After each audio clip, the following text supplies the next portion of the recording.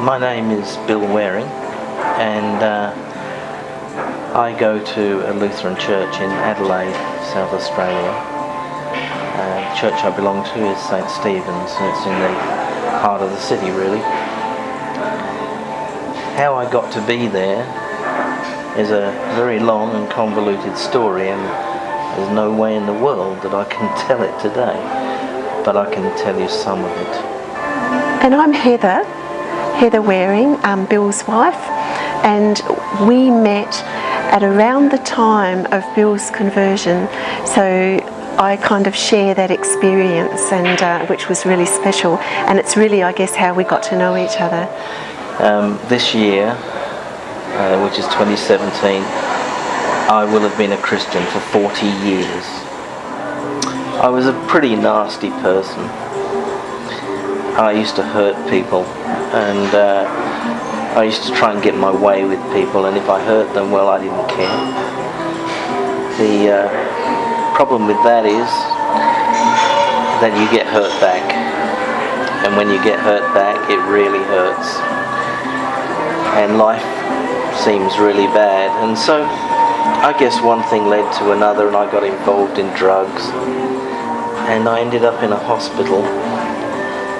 And it was there that I first read something in the Bible, and I had, I guess, a feeling, a sense that God had something to do with me. I didn't know what, I didn't have a clue.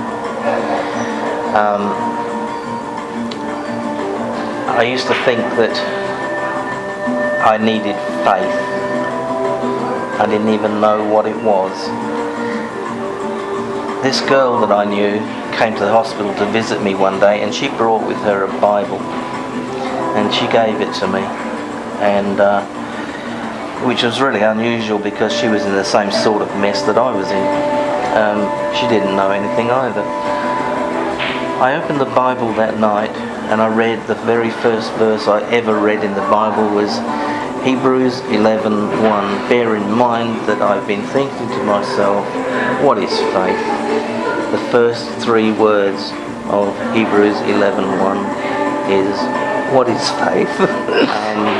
I started reading the Bible like a novel because I didn't know how else to read it. Wandering around in Adelaide, and I came across this bookshop. It was called the Lutheran Bookshop. I went in there and I met this guy, and I started telling him something about, I think God's got something to do with me, because it was obvious it was a Christian shop because there was paraments and all sorts. I didn't know what a parament was then, but I knew enough to know that it was something to do with Christianity anyway. But anyway, I started talking to him about I think God's got something to do with me, and I haven't the first clue what, and I don't know what I'm talking about. And he said, I think you better speak to our pastor, because he didn't want to answer me. And he said, he gave me his pastor's name, address, and phone number. Put that in my pocket and walked out of the shop and didn't do anything for 2 weeks. And then I was working in my shed a couple of weeks later, and this guy came up the garden path, and he was dressed in leathers, and he looked like something out of a Hell's Angels pack, and I thought, oh no, here's some aggravation. And this guy said, I said, yeah, what do you want? And he said, oh, I'm collecting for Oscar. And I said, yeah, right, sure you are, And then he started talking to me and said, no, really? And he said, I just like motorbikes, that's why I'm dressed like this. And he said, actually, I should be at church. He said, but a bunch of us are out collecting. So he got his little story, and I gave him $1, which I've since learnt was about 5 times more than most other people gave. And I started telling him pretty much the same as the other guy. And he said, oh, maybe you should be talking to my pastor. And he said, Oh, he gave me a piece of paper. He wrote out the pastor's name, address and phone number, and lo and behold, it was exactly the same guy. I got the impression that I was being told something. The day that he spent all of those hours with Bill, we actually had a Bible study or something that evening, and he came in late and he looked absolutely exhausted, and he explained to us that he'd spent this time, and I think we may have even prayed for Bill. I didn't know who he was or anything, just that somebody had came who needed some counsel. So yes, and it just didn't really mean much to me at the time. But I was also a member of this young sort of adult group, and a whole lot of young people would get together and meet, I think every Friday night. So when he turned up, he was a bit of a surprise to us, because he did not fit neatly into the nice Christian young people's kind of group, and he stood out quite a bit, and I think he felt he stood out quite a bit as well. We thought he was angry, but he was probably anxious.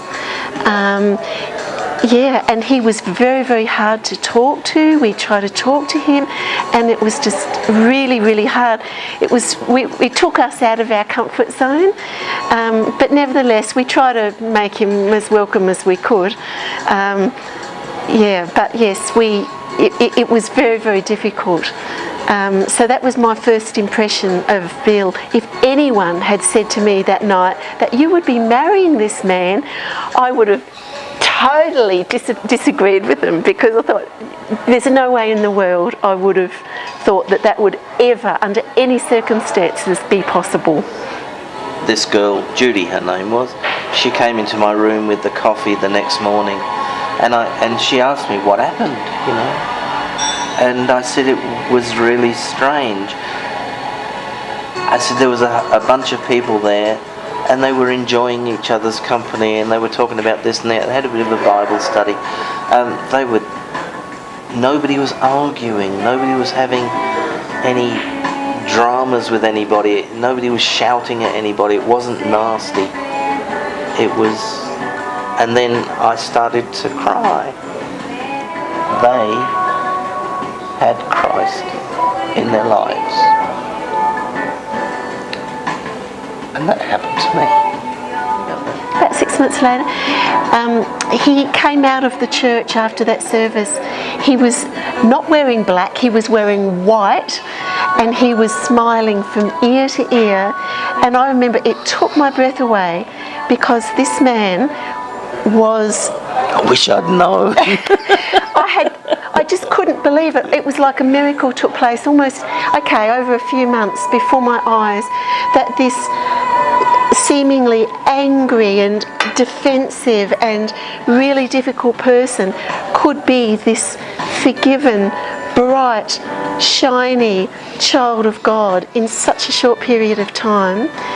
And it was absolutely amazing, and it was such a privilege, I guess. So Bill's experience was an incredible witness to me.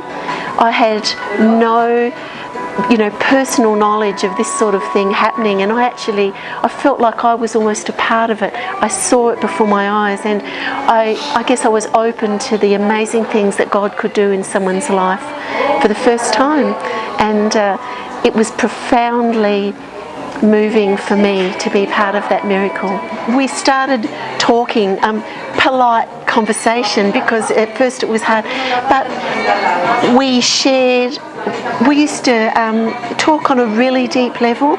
Both Bill and I don't like talking about trivial things, like we don't like talking about weather, we don't like talking, we share on a very personal level. We started talking about things like poetry, and Bill told me that there was this poem about who am I that somebody had written, and he said, it's really, really good, I'll copy it out for you.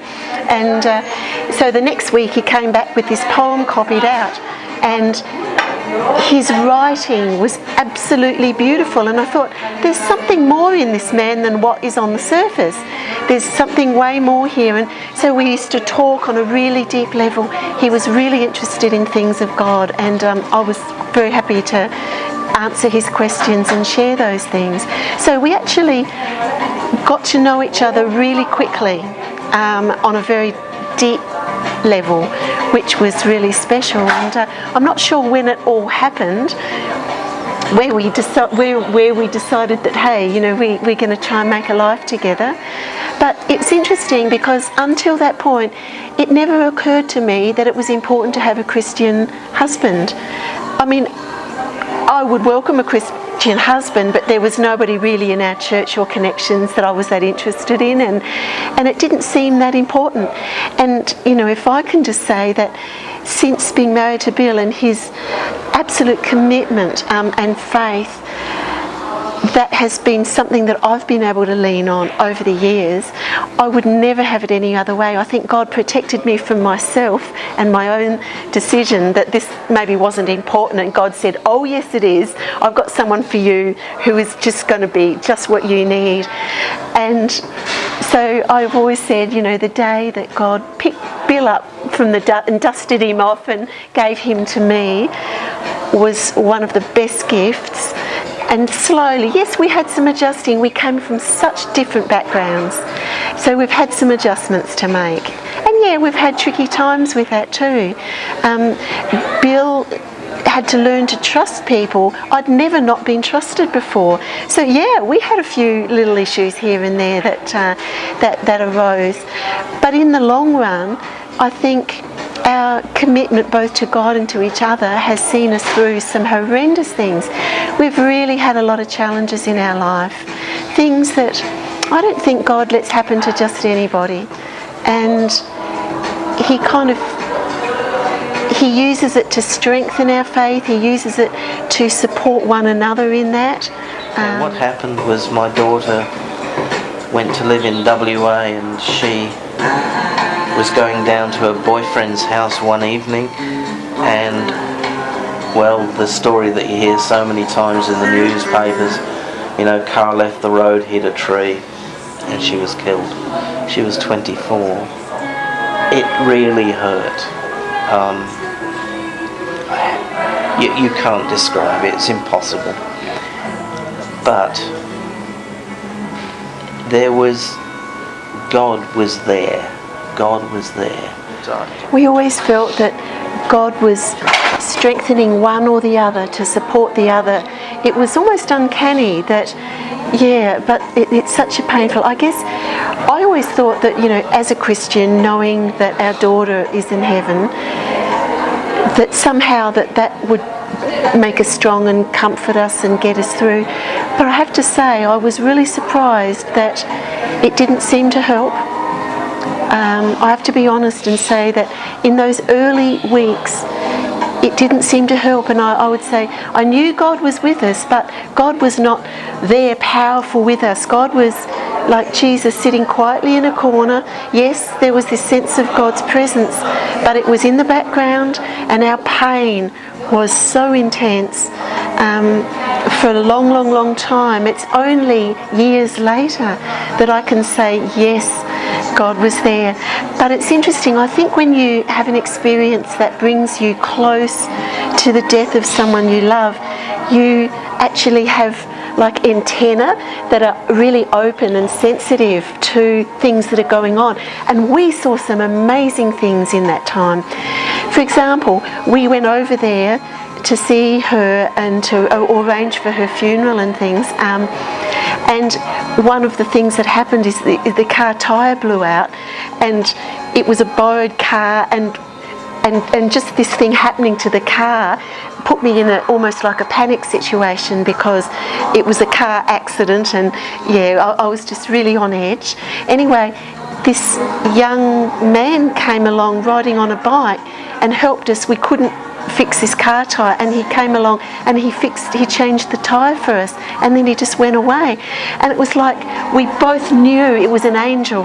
Like it was like God provided this person. God kept providing things for us. He provided food for us. He provided the means to arrange things. He provided some, you know, Bill's wonderful sister who helped in ways, and we saw it through different eyes. This wasn't just people helping, this was directly interference by God to help us through this situation, and we felt that very, very strongly. Bill also had this really strong impression that of what, having just lost a child, that God the Father not only lost a child, he sent a child to his death for us and for Rebecca. And it was so painful to lose someone by accident, that the thought that our Heavenly Father sent his Son to die so that our daughter could live, that's just such a profoundly beautiful thing. One of the things that I can say, looking back on my life and my life with Bill, coming from a fairly traditional church background, if there's one thing that I've learned, and every lesson, every challenge, every pain, everything that I've been through, is that God is enormous. God is just so much bigger. And I would say that to anybody who needs some encouragement, that God is not confined by where we're at, by what we believe. God is not confined by our traditions and what we think or are unsure of or anything. That God's grace is a far bigger thing than what we can imagine, I guess. It's a difficult thing to try and explain, but that just simply that God is big and God can handle it, and God can handle anything that you want to throw back at him as well. Just to be real with God and receive from him, because he is big. He's bigger than you think he is.